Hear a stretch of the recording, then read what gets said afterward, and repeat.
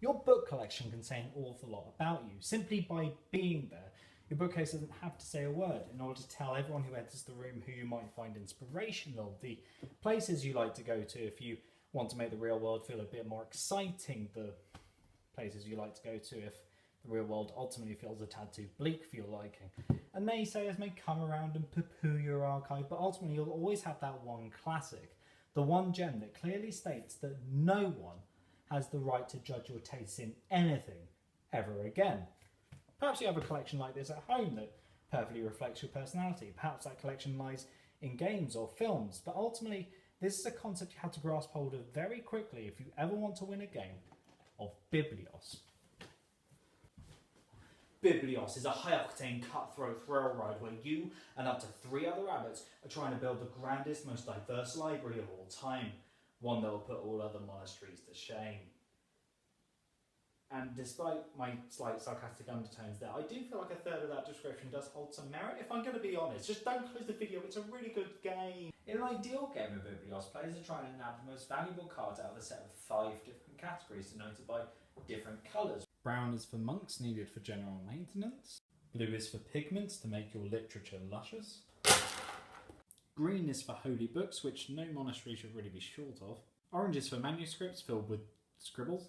And red is for forbidden tomes that never should have seen the light of day. Hang on a minute, how did you get there? Players accumulate cards over 2 phases, the first phase being the gift phase. On their turn, a player will take a card. They'll note its category denoted by its colour, note the value denoted by a number in the top left, and will decide to either keep the card, place it face down in an auction pile for later, or place it face up in the middle of the table for everyone to see and for someone to take at the end of your turn. Players continue to do this until they've kept a card, place 1 card in the auction pile, and place as many cards face up as there are opponents. So this would be a 3-player example. After your turn, player on your left will take a look at these 2 cards, take one of their choosing, hopefully thank you for it, and then the final player would be left with that card there. This continues until the entire card back has run down. It seems like a very basic game to get your head around, really. I mean, logically, you take the cards with the highest value in a broad array of categories, and you should win it. That is until you realise these dice here, they're not made for rolling, but are in fact a representation of the marketing monastery values of libraries. These dice represent points each category is worth, and at the end of the game, players put down all their cards of a given category, in this case monks, and the most valuable set would win the points. But this isn't a game simply about accumulating stuff. This is a game about being on good terms with the bishop. Occasionally cards like this may come up in a deck, and if a player decides to choose one of these, they don't add it to their hand, but they increase the value of a set number of dice. In this case, it would be +1 to 1 die. So as we're going for monks, we go, oh, monks are totally in this season, bishop. We have to have more monks in, and the bishop will just kind of take your word for it and go, okay, we'll make that 3-pointer or a 4-pointer then. I honestly don't care. The problem is other players can then easily see what you're trying to do, and if they come across a card such as this one, they can then decrease the value, in this case of 2 dice. It's the ceremony of book burning, so we could just easily come up and go, no, burn all the monks we just added in, just get rid of them, screw their families, and also burn colours and pigments, because rainbows. As the points in the centre of the table start to alter, Biblios' dilemmas slowly start to spill out, and there's an unspoken point in the game where all players have to decide exactly how they're going to win this. Do they go for the elusive 5-point Forbidden Tomes die that will probably end up winning the game, but at the same time there's going to be a lot of competition for it? Or do they just hang back, let everyone fight and waste their resources on it, grab a couple of measly 3-pointers and actually end up winning that way? Or do they go for the pathetic Pigment 2-pointer, a die which might just get by on a tiebreaker but might be the unsung hero of the entire game? With every passing turn, the tension ramps up and up and up, and part of that is because of the scoring system. But part of that is because of Biblios' drafting mechanic, which acts as a test of faith within itself. Whilst drafting seems simple, things can go very, very wrong very, very quickly if players aren't careful. And that's because as soon as a player has accumulated the maximum amount of cards they can in a certain pile on the turn, that's it. They are then locked out of that action, which makes every card pickup something of a gamble. Let's say I pick up a monks with a value of 3. Well, it's not a particularly high scoring category, but if I take this card, I'd be in good stead to win it, and that's better than nothing. So yeah, I'll take that card, I'll play it safe, but that means I can't take any more cards this turn, so the next card I pick up is a Forbidden Tomes with a value of 2, and that's the highest scoring category in this game. But I don't want to give that away for free. Well, I'll put it in the auction pile then, which means I'm at least in good stead to buy it later on in the game. And I actually like to call the auction pile the pile of spite, because it's where I like to put my cards that I don't want anyone else to have. But that means my last 2 cards have to be cards of charity, and I don't really have much of a choice in the matter here. And first card I pick up is 3 gold. There are cards worth 1, 2, 3 gold which are used during the auction phase to help them buy cards, especially the one I just threw in the auction pile. And the last card is a Forbidden Tomes with a value of 2. The very card I threw in the auction pile because I didn't want anyone to have it for free.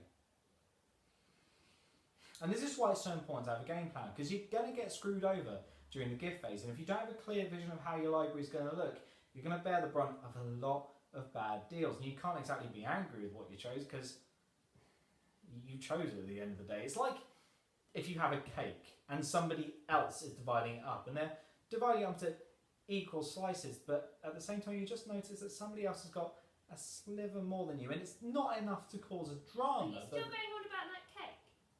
I'm just trying to make a point for the camera. I just don't see how it makes any difference. Well, if you like cake as much as I do. So phase 1 of Biblios is filled with drama and difficult decisions, but it's phase 2, the dreaded auction phase, where the claws really come out on these monks.